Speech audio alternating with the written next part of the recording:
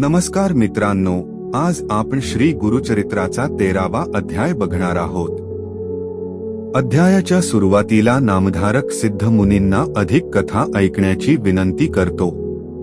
गुरु कथेबद्दलची त्याची अतूट भूक तृप्त न होता अधिकच वाढत जाते. सिद्ध मुनी त्याच्या भक्तीने आनंदित होतात आणि पुढील अध्याय कथन सुरू करतात.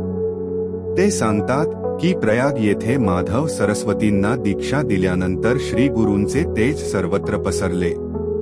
7 प्रमुख शिष्य माधव, बाळ, कृष्ण, उपेंद्र, सदानंद, ज्ञानज्योती आणि सिद्ध यांना घेऊन श्री गुरु दक्षिण दिशेकडे प्रवास करू लागले. अनेक तीर्थे पवित्र करत ते अखेरीस आपल्या जन्मगावी करंजा येथे पोचले. मातापिता आणि भावंडांनी आनंदाने त्यांचे स्वागत केले. गावातील लोकांनीही भगवंताच्या अवतारासारखी पूजा केली. श्री गुरूंनी मातापित्यांना सांगितले की त्यांच्या संन्यासामुळे त्यांच्या संपूर्ण कुळाचा उद्धार होईल.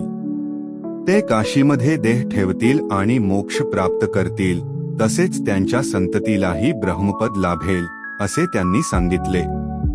याच वेळी त्यांची बहीण रत्नाई समाजातील दुःखांपासून मुक्त होण्यासाठी संन्यास मागते. श्री गुरु तिला शांतपणे सांगतात की स्त्रीसाठी पतिसेवाच सर्वश्रेष्ठ धर्म आहे आणि त्यानेच मोक्ष प्राप्त होतो.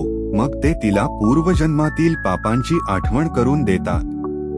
एकेकाळी गायीला लाथ मारल्यामुळे तिला कुष्ठरोग येणार होता आणि कलह निर्माण केल्यामुळे तिचा पती तिला सोडून देणार होता.